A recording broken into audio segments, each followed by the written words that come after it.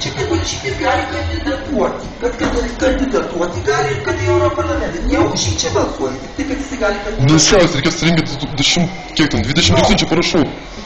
Ir tada, nu tai man, tipo, žadėjo kelios, o tu nesrašyk visiškai čia. O čia tipo, kad renka parašus, o kad daugiau parašus rinktis, ką? Į tą kelionę žada, dėl to tu nežinau. Gali būt, nes su Žygimantą Balčytį dėl to nenori, pagelbėti tiesiog. Čia, žinok, ne už jį balsuoja, čia tik dėl manęs. Bet pasirašom už jį vis tiek.